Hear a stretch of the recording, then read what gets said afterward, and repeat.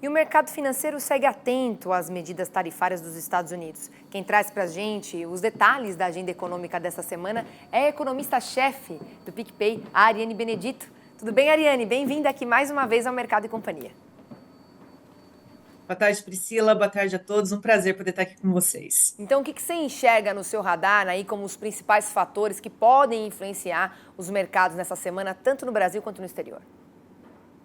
Bom, Priscila, além das tarifas do Trump, né, que é o grande anseio ali pelo mercado, os investidores, a gente ainda tem uma agenda econômica movimentada, com dados de atividade. A gente tem a pesquisa mensal da indústria aqui no Brasil. A gente espera que a indústria, né, que esse setor ele mostre uma recuperação, mesmo que marginal, depois do resultado negativo de janeiro, que os dados antecedentes, mesmo que mistos desse setor, ainda assim apontam para uma possibilidade maior de recuperação da indústria, né? A gente ainda tem atividade aquecida no mundo todo, causando ali também uma problemática maior em relação à inflação. E no resto do mundo, a gente tem os PMIs na China, PMI nos Estados Unidos, e para fechar a semana, na sexta-feira, que também deve criar um grande anseio aí no mercado, né? Mexer com as expectativas, o relatório do Payroll, que é o relatório de mercado de trabalho nos Estados Unidos, e fica a dúvida, né? Para onde vai os juros após a divulgação desses dados de atividade?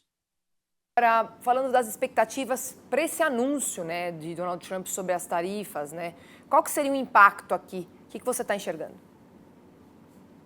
O impacto, não só no Brasil, mas de forma global, ele é inflacionário, né? Essa corrida comercial, essa guerra comercial do Trump deve disseminar problemas até mesmo estruturais de longo prazo em economias como o Canadá, México e também na Alemanha, que a gente já começa a ver um início de recessão por lá. Isso vai, obviamente, né, vai sobrar ali para os países emergentes, porque de alguma forma a gente vai ter uma certa parcela, né, para suprir, mas de outra, a inflação importada, que é aquela parcela na qual o Banco Central não tem domínio sobre, acaba contaminando a nossa economia da mesma forma. Bem como a alta do dólar, né, que deve manter o dólar forte, essas medidas, e a gente vai ter mais um problema, mais um vetor de impacto para a nossa inflação, que é um dólar, né, um câmbio mais depreciado por mais tempo. E em relação à indústria, né, os dados da indústria, quais são as expectativas, Ariane?